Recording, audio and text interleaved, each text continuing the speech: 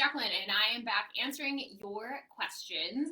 Today's question is creating self slash solo accountability. I think the question is just like basically how to hold yourself accountable. How do you become the type of person who doesn't have to rely on other people, but you can rely on yourself, like solo accountability. And that's basically what it is. How do we become that person? How do we become that person that is accountable to themselves and not always looking for something external or someone external to help guide them along? Okay, so I broke it up into 3 steps, and I think the first one really is decrease your expectations. I know. Beginning of the year, Jacqueline, what are you talking about? Decrease your expectations. Here's what I mean. What you're actually able to do every day, decrease that, because it doesn't matter. Goals can be so fleeting and that sometimes we like pick numbers. I want to make this much money, or I want to lose this much weight, or I want my race pace to be this. We like pick these numbers out of the sky, but what we really want to do is focus on what we're actually doing every day. And so decrease expectations, what I mean by this is like focus on minimums. Focus on what you can actually do, the minimum that you can actually do sustainably, consistently, on your own. And so this little chart, I took this from educational or child development. If you are familiar with the psychologist Vygotsky, if you're a teacher, you might remember this from Education 101. But basically, when kids are learning, and I mean adults as well, you have like a thing. This is what you can do on your own. This little circle here. This is what you can do on your own. And then you have another circle out here, and this is what you can do with help. So, for example, if I'm a kindergarten teacher, a kid might be able to read on their own with no help for 5 minutes, or maybe they can read a level A book on their own for 5 minutes or whatever. With help, maybe they can read a little bit longer. Their attention span is a little bit longer. They can read a more difficult text. This is their panic zone. If I was like, hey, 5-year-old, you're going to have to sit here and read for 90 minutes. That is their panic zone. Their attention span is not that long. And hey, kid, you're going to have to read this giant chapter book. That is their panic zone. It is outside of their zone of proximal development. They are not going to be able to do it. Doesn't mean that they're never going to be able to do it.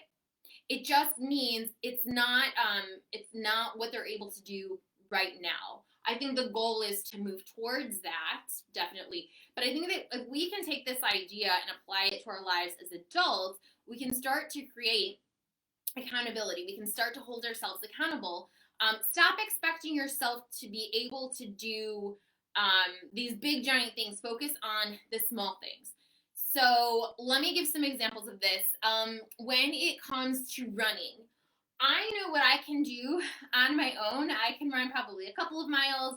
I can train for a marathon on my own. I know that on my own, I'm just slower. I'm slower when I'm on my own. When I'm with a friend, I actually ran this past weekend with a friend, and she said, hey, can we run 15 minutes and then do 1 minute walking? Is that okay with you? And I was like, yeah, sure. Like, hey, if I'm with someone else, I know that having that like social contract, having that, that peer pressure, being with someone else, that's going to push me along. I can run faster and for a longer distance when I'm with someone else. When I am in a marathon, I can run a longer distance and probably run faster because there's, thousands of people around. Now, if someone said to me, hey, Jacqueline, can you go do this Ironman? That would be my panic zone. No, I cannot. Doesn't mean that I can never do that. It's just not what I'm able to do right now. Another example, lifting weights. I can lift my body weight at home. We have like 15 and 20 pound weights. I can use those on my own. My intention span, I can lift for about 15 minutes and then that's about it. When I go to a class or I go to work with a personal trainer, or I go to my CrossFit gym or whatever, I can do a little bit more. I can probably lift for the course of a class, like an hour, 45 minutes, an hour. I probably can use heavier weights. I'm building up. There's probably a little bit of peer pressure where I'm like, yeah, man, it's like a competition. I want to push myself. But so what I do at home is not as much as what I can do with help. And if someone was like, hey, Jacqueline, you need to compete in the CrossFit Games, that would be my panic zone. No, I can't do that. But this is kind of where I'm at.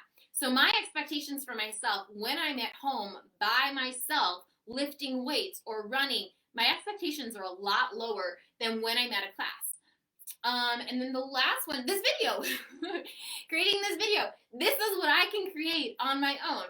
If I have like a film crew helping me, like, okay, I'd have more than just my MacBook recording this. You know, we'd have lighting and some makeup and blah, blah, blah. The quality of this video would be a little bit more. But if someone was like, hey, Jacqueline, you know, you need to create a video that's going to be in movie theaters, that would be my panic zone. I'd be like, absolutely not. Could I become that person that created a movie for movie theaters? Sure, if that's what I wanted.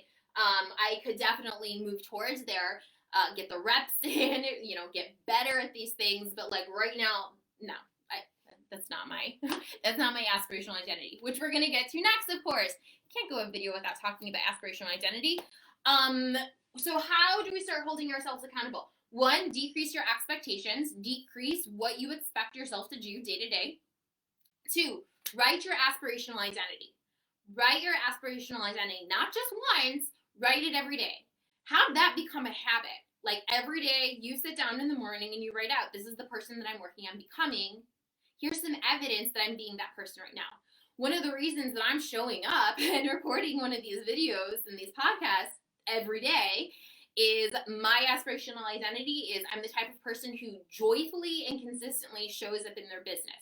Because I have an online business, showing up in my online business is being visible by creating some piece of content, by adding value to people's lives. Every single morning I write down my aspirational identity is joyful and consistent biz owner. And then I look for some evidence. What is some evidence that you are being a joyful and consistent biz owner? Online business owner, yes, you are creating this content and putting it out, right? So write your aspirational identity, refer to your steps. So hopefully you've created some sort of system of your habits for this aspirational identity, decrease the expectations, make it super simple that you can actually do it. And then the last piece is use the 365 habit tracker. I mean, I'm going to keep showing this. You'll see these colors getting filled in as I go, and I want that for you too. If you want to become someone who is accountable to themselves, do these things. Decrease your expectations of what you can do. Write your aspirational identity every day. Refer to your systems, like look to the steps that you've had, that you've written out for yourself, and use the 365 habit tracker. The other thing that I want to say is that this is kind of your base. You need this base of what you're able to do, but getting help, getting someone to hold your hand, that can start pushing you along. So I think that we want to keep moving along. We want to keep getting better. The only thing is that you cannot only rely on someone else, because that person can be taken away. You want to build these things up. You want to build your confidence. So I guess that might be something else I would add to this, so that you keep moving along and you make these learned skills that you no longer need to rely on someone else for, but maybe you're relying on someone else for something that's a little bit more advanced. Like writing down compliments. Hey, I'm so proud of you for waking up this morning. Hey, I'm so proud of you for journaling this morning. Hey, I'm so proud of you for eating a vegetable at lunch. I'm so proud of you for lifting weights. I'm so proud of you for going for a walk, going for a run, whatever it is, whatever that aspirational identity. Start complimenting yourself, start praising yourself, start looking for evidence that you're doing those things and like feel good about those things. This is not natural for me, like where I'm at.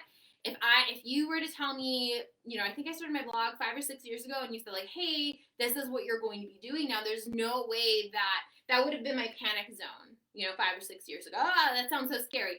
But it started with what I could do on my own, and then slowly built up, asking for help, learning from coaches, working with coaches, taking online courses, putting these things, learning these things and putting them in my back pocket. So now, all of this shifts, like what I can do on my own, this has gotten better. There's way more that I can do on my own than I could do 5 or 6 years ago when it comes to business, when it comes to podcasting, when it comes to blogging, when it comes to public speaking on a live video, when it comes to running, when it comes to lifting, when it comes to eating healthy. 5 or 6 years ago, there was not much that I could do on my own, but it's gotten better because I keep putting the reps in. So that's, refer to your 365 habit tracker. Keep putting those reps in. And that's what I have for you today. Let me know what stood out to you from this video, from this podcast. What are you going to take from it? What are you going to start implementing? And then you can also shoot me an email at coachjacqueline@jacquelinericcio.com. I respond to anyone and everyone who messages me. Take care. I'll see you in the next one.